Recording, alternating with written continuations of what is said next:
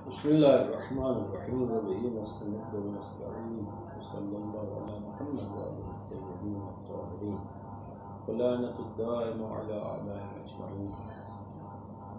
اللہ کی مدد اور نصرت کے ساتھ شروع کر رہے ہیں اصول الفقہ مرحوم شیخ مظفر کی ہے یہ کتاب لکھی ہے محمد رضا مظفر۔ تو یہ کتاب میرا خیال ہے اس کے دائرہ امتحانات کے لحاظ سے یہ علم سوم کے ساتھ ہے، جو علم اول اور ثانی وجد اول اور ثانی ہے اس کے بعد یہ شروع ہوتی ہے۔ علم سوم دائرہ مرلہ چہاروں حصہ اول بنتا ہے۔ تو پہلا درس آج مختصراً جو آج انشاءاللہ شروع کرتے ہیں، اس کے بعد آہستہ آہستہ اسپیڈ بڑھتی جائے گی۔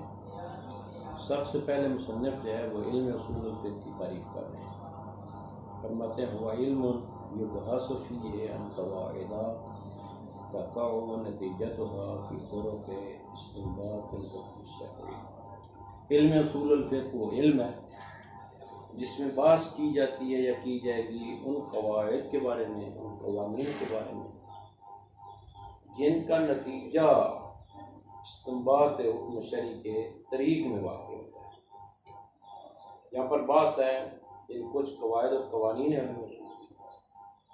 جن قواعد اور قوانین کا نتیجہ خود قاعدہ نہیں ہے حکم شرعی، اس قاعدہ کا جو نتیجہ ہے وہ حکم شرعی۔ اس کو سمجھانے کے لیے مرحوم مصنف ایک مثال دے رہے ہیں۔ جس طرح ہم کہتے ہیں کہ نماز بھی واجب ہے شریعت اسلامی سے، اب اس کے وجوب کے لیے ہم دلیل لے کر آتے ہیں قرآن کی آیت اقیم الصلاۃ۔ اب یہاں پر دو قاعدہ اصولی ہیں، ان دو قاعدہ اصولی کو جب ہم ثابت کر لیں گے تو ان کا نتیجہ استنباط حکم شرعی ہے۔ مثلا پہلا قاعدہ کیا ہے کہ اقیم ہم کہتے ہیں صیغہ امر ہے، اور صیغہ امر انشاءاللہ بحث آ جائے گی۔ یہ صیغہ امر میں ایک صیغہ امر ہوتا ہے، مادہ امر ہوتا ہے، وہاں پر تفصیل اور ڈیٹیل کے ساتھ اس بات کو کریں گے ہم کہ صیغہ امر ظہور رکھتا ہے وجوب میں۔ یہ قاعدہ اصولی ہے کہ صیغہ امر ظہور رکھتا ہے وجوب میں، یہ ہم انشاءاللہ وہاں پر صیغہ امر میں ثابت کریں گے۔ قاعدہ ظہور رکھتا ہے وجوب میں، ظہور رکھتا ہے استحباب میں، اس کو وضع کیے گئے ظہور کے لیے، یہ وضع کیا گیا ہے اس کے استحباب کے لیے۔ انشاءاللہ وہاں پر تفصیل اور ڈیٹیل کے ساتھ بات رہے گی۔ بس یہ قاعدہ اصولی ہے، علم اصول اس قاعدہ کو ثابت کرے گا کہ صیغہ امر ظہور رکھتا ہے وجوب میں۔ اقیم صیغہ امر ہے، اقام یقین سے، اور یہ صیغہ امر ظہور رکھتا ہے وجوب، یعنی نماز کا قیام واجب ہے۔ اقیم الصلاۃ، نماز کو قائم کرو، یعنی نماز پڑھنا واجب ہے۔ اس وجوب کا استفادہ کہاں سے ہوا ہے؟ صیغہ امر سے ہوا ہے۔ یہ پہلا قاعدہ۔ اور دوسرا قاعدہ جو ہے وہ یہ ہے کہ ہر ظاہر قرآن حجت ہے۔ یہ بھی باب حجیت میں جا کر جلد ثانی میں بات ہے اس کی کہ سنت حجت ہے، کتاب کا ظہور حجت ہے، ظواہر قرآنی حجت ہیں، خبر واحد حجت ہے یا حجت نہیں ہے، کیا حجت ہے یا حجت نہیں ہے، وہاں پر بات ہوگی تفصیل کے ساتھ۔ وہاں پر ثابت کریں گے کہ ظاہر قرآن حجت ہے اور اقیم ظاہر قرآنی ہے، اس کا ظہور وجوب میں، ٹھیک ہے نہیں؟ اب یہ ظاہر قرآنی جب ہم حجیت اس کی ثابت کر لیں گے، اور یہ ثابت کون کرے گا اس کی حجیت؟ علم اصول الفقہ۔ بس یہ دو قاعدے ہیں جو علم اصول الفقہ میں اس کے بارے میں بات ہوگی، اور انشاءاللہ وہاں پر اس کا اثبات ہوگا۔ اب ان دو قاعدوں کا نتیجہ استنباط حکم شرعی، اقیم صیغہ امر ہے اور صیغہ امر کا ظہور وجوب میں ہے، اور ہر ظاہر قرآنی حجت ہے، بس یہ وجوب حجت ہے۔ اس مثال کے ساتھ مصنف نے اس تعریف کو واضح کیا ہے کہ مجتہد جب ان دو قاعدوں کے بارے میں بحث کر لیتا ہے اور ان قاعدوں کو ثابت کر لیتا ہے تو ان کا نتیجہ استنباط حکم شرعی ہے۔ اس کے بعد شروع کر رہے ہیں حکم کی دو قسمیں، ایک حکم ہوتا ہے واقعی، ایک حکم ہوتا ہے ظاہری۔ یہ جو ہم نے کہا ہے نا کہ طرق استنباط الحکم شرعی، اس حکم شرعی کی دو قسمیں ہیں، ایک حکم واقعی ہے، ایک حکم ظاہری ہے۔ جب یہ حکم کی دو قسمیں ہیں، لا محالہ وہ دلیل جو ان احکام کو ثابت کرے گی اس دلیل کی بھی دو قسمیں ہو جائیں گی۔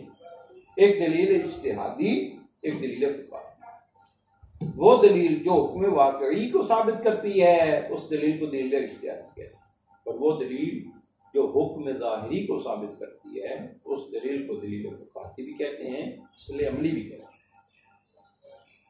اب یہ حکم واقعی کیا ہے، حکم ظاہری کیا ہے، اس کی تعریف کا فرماتے ہیں کہ اگر حکم ثابت ہو ایک شے کے لیے بما ہوا فی نفسے شیء من الاشیاء فعل من الافعال، قطع نظر کرتے ہوئے کہ ہم اس سے عالم ہیں یہ جانتے ہیں، یعنی ایک فعل کے لیے اللہ نے اپنے نزدیک عند اللہ واقع میں ایک حکم ثابت کیا، چاہے ہم اس کی نسبت عالم ہوں چاہے ہم اس کی نسبت جاہل ہوں، یہ جو حکم ثابت ہے اس کو حکم واقعی ہے۔ مثلا نماز کا وجوب، نماز فعل ہے، اس کے لیے وجوب ثابت ہے، یہ وجوب عند اللہ ثابت ہے، حکم اس فعل کے لیے ثابت ہے، حتیٰ کہ کوئی بھی ہو حکم، چاہے وجوب ہو چاہے استحباب ہو، جو عند اللہ ثابت ہے، جو واقع میں ثابت ہے، بما ہوا فعل من الافعال، قطع نظر کرتے ہوئے علم اور جہل سے، اس کو حکم واقعی کہیں گے۔ جو دلیل اس حکم کو ثابت کرے گی اس دلیل کو دلیل اجتہادی کی۔ لیکن ایک مرتبہ یہ ہے کہ واقع والا حکم مجہول ہے، اب شرط ہے یہاں پر جہل، کہ وہ حکم معلوم نہیں ہے، پتہ نہیں ہے اس حکم کا وہ حکم کیا ہے، یعنی اس کا مقصد یہ ہے کہ مجتہد نے ادلہ کی بررسی کی ہے، چھان بین کی ہے، تفاوض کیا ہے، ہاتھ پاؤں مارے ہیں، لیکن حکم واقعی اس کو معلوم نہیں ہو سکا۔ لامال اس کا نتیجہ کیا ہے؟ اس کا نتیجہ یہ ہے کہ مجتہد شک اور حیرت میں چلا جاتا ہے، کیا اس کے لیے حکم حلالیت کا حکم ہے، حرمت کا حکم ہے، کیا حکم ہے، وجوب ہے، استحباب ہے، حرمت ہے، کیا ہے؟ تو اس حیرت سے نکالنے کے لیے کچھ احکام شارع نے وضع کیے ہیں، ان ہم احکام کو یا اس حکم کو حکم ظاہری کہتے ہیں، اور جو دلیل اس پر دلالت کرتی ہے اس کو دلیل فقہی یا اصل عملی کہتے ہیں۔ اس کی انہوں نے جو مثال دی ہے وہ یہ ہے کہ آیا اقامت واجب ہے نماز کے لیے؟ واجب، مجتہد نے ادلہ کی بررسی کی ہے، ایک مرتبہ اس کو پتہ چل جاتا ہے، ادلہ سے ثابت ہو جاتا ہے اقامت مستحب ہے، ہماری اس میں بات ہے۔ اگر استحباب ثابت نہ ہو، ادلہ میں تعارض ہو یا ادلہ کی وجہ سے کسی نتیجے تک وہ نہ پہنچ سکے، یا ادلہ دلیل موجود نہ ہو وہاں پر، تو وہاں پر یقین شک اور حیرت میں چلا جاتا ہے۔ یہاں پر جو حکم اس کے لیے وضع ہوگا اس حکم کو حکم ظاہری کہتے ہیں، جو ادلہ سے جو اصل عملی سے ثابت ہوگا۔ اس کی میں ایک اور سمجھانے کے لیے مثال دیتا ہوں۔ ایک مرتبہ آپ نے کپڑا خود دھویا، دھو کے آپ نے اس کی کار کو لٹکایا، لامحالہ آپ کو پتہ ہے یہ کپڑا پاک ہے، اب اس کی پاکیزگی آپ کے لیے ثابت ہے، عند اللہ یہ پاک ہے، واقع میں یہ پاک ہے۔ یا مثلا دو شاہد آ کر شہادت دیتے ہیں کہ یہ کپڑا پاک ہے، تو یہ شاہد کی شہادت کے ساتھ اس کی پاکیزگی یقیناً ثابت ہو جائے گی۔ لیکن ایک مرتبہ آپ شک اور حیرت میں ہیں، نہ ادلہ کے ذریعے سے آپ کو اس کی پاکیزگی کا پتہ چل رہا ہے، نہ آپ کو خود علم اور یقین ہے اس کی پاکیزگی کا، تو یہاں پر آپ شک اور حیرت میں چلے جاتے ہیں، پتہ نہیں یہ کپڑا پاک ہے، نجس ہے، کار ہے، بچوں والا ہے، اس وقت بچے نے پیشاب کر دیا، کوئی ایسی چیز لگی ہوئی ہے جس کی وجہ سے آپ شک میں چلے جاتے ہیں۔ یہاں پر شارع نے کیا کہا؟ اس حیرت اور شک سے نکالنے کے لیے شارع نے کہا کل شیء طاہر، ہر شے پاک۔ اب یہ اصل کے ذریعے آپ حکم ثابت کر رہے ہیں، اس اصل عملی کے ذریعے، اس اصل عملی کے ذریعے جو طہارت ثابت کر رہے ہیں یہ طہارت ظاہری ہے، نہ طہارت واقعی ہے۔ واقعی میں ہو سکتا ہے نجس ہو، لیکن ظاہراً آپ کے لیے پاک ہے، اس کو حکم ظاہری کہیں گے۔ جو دلیل اس پر دلالت کرے گی اس کو دلیل فقہی یا اصل عملی کہا جائے گا۔ پس فرماتے ہیں کہ مباحث الاصول جو ہے حقیقت میں جن قواعد کے بارے میں ہم بات کریں گے ان سے ان قواعد کے نتیجہ میں یا حکم ظاہری ثابت ہوگا یا ان قواعد کے نتیجہ میں حکم واقعی ثابت ہوگا۔ اسی لیے مصنف نے تعریف میں کیا کہا؟ مصنف نے تعریف میں یہ فرمایا ہے وَعِلْمٌ يُبْحَثُ فِيهِ الْقَوَاعِدَ تاقع و نتیجتها فی طرق الاستنباط الحکم شرعی کا ہے. حکم شرعی دونوں کو شامل ہو جائے گا، چاہے وہ حکم شرعی حکم ظاہری ہو، چاہے وہ حکم شرعی حکم واقعی ہو. کیا تک دیکھیں پھر آگے. مدخل نحمدہ علی آلائی، ہم اس کی حمد کرتے ہیں اس کی نعمتوں پر. ونصلی علی خاتم النبیین، درود بھیجتے ہیں خاتم النبیین محمد صلی اللہ علیہ وسلم پر اور ان کی آل طاہرین المعصومین، ان کی آل جو پاک پاکیزہ ہے جو معصوم ہے ان پر درود بھیجتے ہیں. تعریف ہوگی اصول، علم اصول کی تعریف. علم و اصول الفقہ وہ علم ایسا علم ہے یبحث فیہ عن قواعدہ، جس میں بحث کی جائے گی ان قواعد اور قوانین کے بارے میں. تقع نتیجہ تو عام، جن کا نتیجہ استنباط حکم شرعی کے طریق میں واقع ہوتا ہے. یہ ان سے ان کے نتیجے میں، یہ نتیجہ حقیقت میں وہی حکم شرعی کا استنباط ہے. ان قواعد کے بارے میں بات کریں گے جن قواعد کا نتیجہ استنباط حکم شرعی.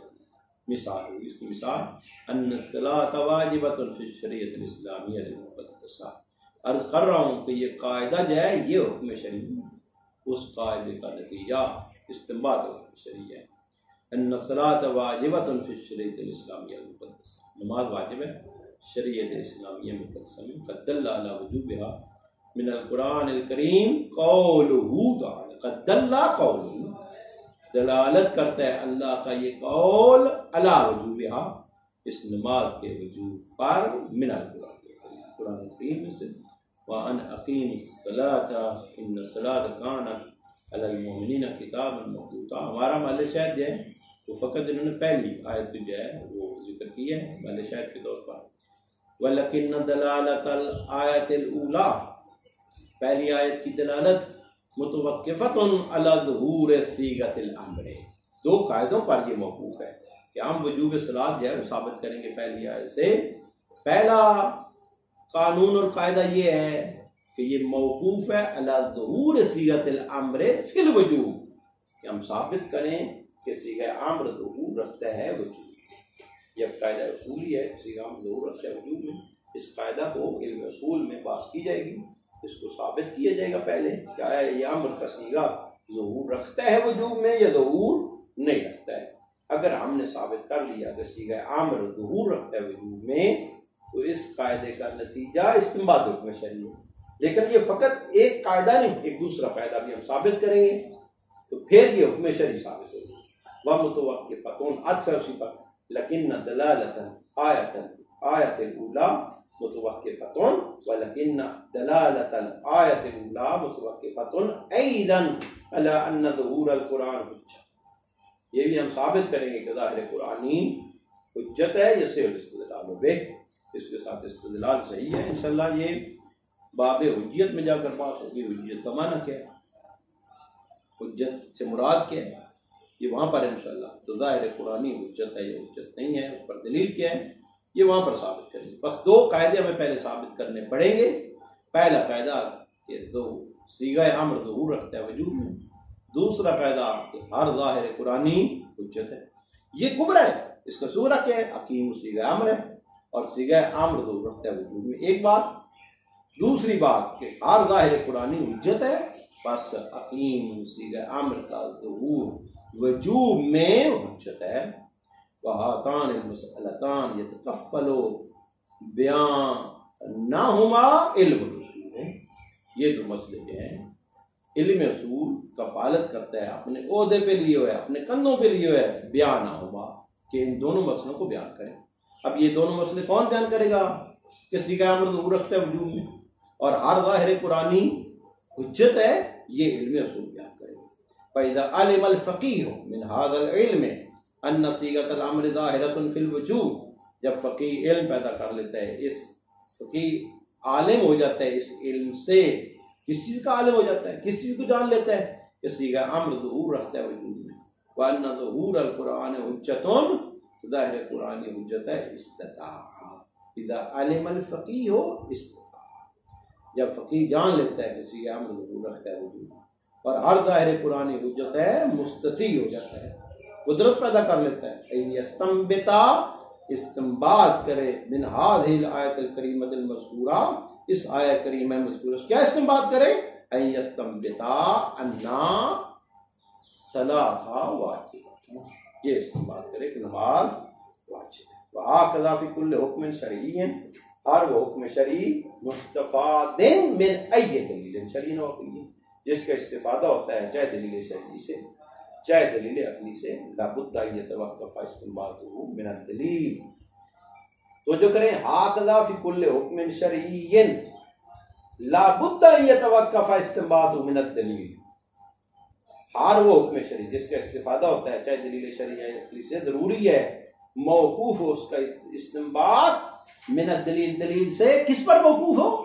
یتوقف استنباطہ علی مسائل، اس حکم شرعی کا استنباط دلیل سے موقوف ہے علم اصول کے یا ایک مسئلہ پر، اور اکثر من مسائل علم، یا اس علم کے اکثر۔ پھر عرض کر رہا ہوں، پھر ترجمہ کر رہا ہوں، ہکذا فی کل حکم شرعی، جس طرح یہ حکم شرعی وجوب صلاۃ موقوف ہے دو مسئلوں پر۔ پہلا مسئلہ کی صیغہ امر ظہور رکھتا ہے وجوب میں، اور ہر ظاہر قرآنی حجت ہے، جس طرح یہ دو مسئلوں پر موقوف ہے، اسی طرح ہر حکم شرعی جس کا استفادہ چاہے دلیل شرعی سے کریں آپ چاہے دلیل عقلی سے کریں، اس حکم شرعی کا استنباط اس دلیل عقلی شرعی سے موقوف ہے علی مسئلہ کے علم اصول کے مسئلہ پر، یا اس علم کے اکثر مسائل پر۔ الحکم واقعی و ذاتی، حکم یہ واقعی ہے یہ دلیل، والدلیل اجتہادی و فقاہتی، دلیل جو اس پر دلالت کرے گی یا اجتہادی ہوگی یا فقاہتی۔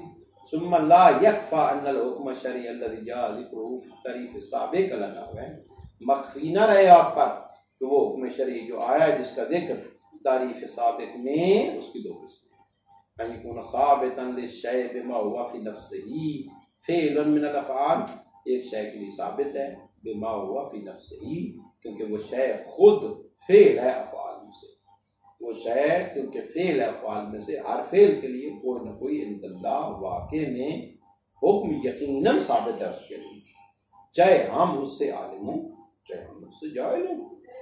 کل مثال متقدم، جس طرح پہلے والی مثال آنی وجوب الصلاۃ، نماز کا واجب ہونا، بل وجوب ثابت الصلاۃ، پس وجوب ثابت ہے نماز کے لیے بما ہی الصلاۃ فی نفسہا، کیونکہ یہ نماز ہے فی نفسہا، وفعل من الافعال، کیونکہ یہ فعل ہے افعال میں سے، ما قطع نظر علی یہ شیء آخر، کسی اور چیز کا لحاظ نہیں کیا گیا، چاہے ہم اس کا علم رکھتے ہیں چاہے علم نہ رکھتے ہیں، کوئی نہ کوئی حکم اس کے لیے سخت، یسمى مثل هذا الحکم، یسمى مثل هذا الحکم الحکم الواقعی، اس حکم کو حکم واقعی کا نام دیا گیا ہے، والدلیل الدال علیہ الدلیل الاجتہادی، جو دلیل اس پر دلالت کرتی ہے اس حکم واقعی پر، اس دلیل کو دلیل اجتہادی کہتے ہیں۔ دوسرا یکون ثابت للشیء بمعنى مجہول الحکم الواقعی، شے کے لیے حکم ثابت ہے کیونکہ حکم واقعی مجہول ہے، کما اذا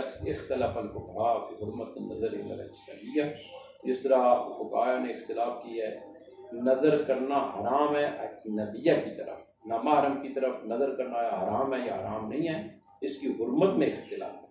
اب کوئی نہ کوئی اس نظر کرنے کا حکم اللہ کے نزدیک واقع میں ہے، چاہے ہم عالم ہوں چاہے ہم، وہ جو واقع میں اس کے لیے حکم موجود ہے یقیناً، چاہے ہم اس سے عالم ہیں چاہے اس سے جاہل ہیں، اس کو حکم واقع ہے۔ لیکن اب جو دلیل سے ثابت نہیں ہو سکتا دلیل اجتہادی سے، مجتہد مقام حیرت میں چلا گیا، اس حیرت سے نکلنے کے لیے جو شارع نے اس کے لیے حکم واضح کیا ہے، اس حکم کو حکم ظاہر کیا، اور وجوب الاقامۃ الصلاۃ، یا آیا اختلاف کیا ہے جس طرح حرمت نظر میں، اس طرح اختلاف کیے فقہاء نے کہ اقامت واجب ہے نماز کے لیے یا مستحب ہے، فعند عدم قیام الدلیل، جب دلیل قائم نہ ہو اللہ احد الاقوال، اقوال میں سے کسی ایک پر، فقیہ کے نزدیک لدل فقیہ ہے، فقیہ کے نزدیک تو یہ شک کو فی الحکم الواقعی، یہ شک کرتا ہے حکم واقعی اولی میں المختلفی، جس میں اختلاف کیا، وَلِأَجْلِ اللَّهِ يَبْقَى فِي مقام العمل، تاکہ باقی نہ رہے مقام عمل میں متحیر، مجتہد متحیر اور حیرت میں نہ رہے، لا بد له من وجود الحکم الآخر، ضروری ہے اس کے لیے حکم آخر کا موجود ہونا، ولو کان عقلیاً، چاہے وہ حکم آخر عقلی کیوں نہ، کا وجوب الاختیار، اول برار اور عدم الاعتناب شک کی پرواہ نہ کرو، ویسما مثل هذا الحکم ثانوی، اس حکم ثانوی کو حکم ظاہری کہتے ہیں۔ والدلیل الدال علیہ دلیل الفقاتی اصل العملی، جو دلیل اس پر دلالت کرے گی وہ دلیل فقاتی ہے اور اصل عملی ہے۔ مباحث و علم الاصول منها ما يتكفل للباس اما تقع نتیجته فی طریق استنباط الحکم الواقعی۔ مباحث الاصول منها، ان میں سے کچھ ایسے ہیں مباحث اصول جو اپنے عہدے میں لیے ہوئے ہیں، کندھوں پہ لیے ہوئے ہیں، کفالت کرتی ہیں اس باس کے بارے میں جن کا نتیجہ طریق استنباط حکم واقعی میں واقع ہے۔ یعنی بعض ایسے قوانین اور قواعد ہیں جن کے نتیجے سے حکم واقعی ثابت ہوتے ہیں، اور بعض ایسے قواعد اور قوانین ہیں جن کے ذریعے سے حکم ظاہری ثابت ہوتے ہیں۔ منہا، ان میں سے بعض ایسے ہیں، بعض قواعد ایسے ہیں، بعض مباحث ایسے ہیں جن کے نتیجہ میں استنباط حکم ظاہری ہوتا ہے۔ وَيَجْمَعُ الْكُلَّ، اور اگر تمام کو جمع کریں وقوعها، ان مباحث کا واقع ہونا یا ان قواعد کا واقع ہونا فی طریق استنباط الحکم الشرعی، علامہ ذکرنا فی التعریف۔ طلاب حضرات جو اس کلاس کو اٹینڈ کر رہے ہیں، جو اس درس کو سن رہے ہیں، ان کے لیے 2-3 سوال چھوڑ رہا ہوں اور جواب آپ نے دینے ہیں۔ تمام طلاب سے گزارش ہے کہ درس کو لکھیں، جب آپ اس جامعہ میں آئیں گے تو اپنا لکھا ہوا درس لے کر آئیں، اپنی چیک کریں۔ پہلے علم اصول کی تعریف، اور اس علم اصول کی تعریف کو جو واضح کیا ہے مرحوم مصنف نے ایک مثال کے طور پر اس کو واضح کریں، اور دوسرا حکم کی قسمیں اور دلیل کی قسمیں، ان دونوں کو تفصیل کے ساتھ ذکر کریں۔ صلی اللہ علیہ محمد وآلہ الطیبین الطاہرین المعصومین ولعنۃ الدائمۃ علی اعدائہم۔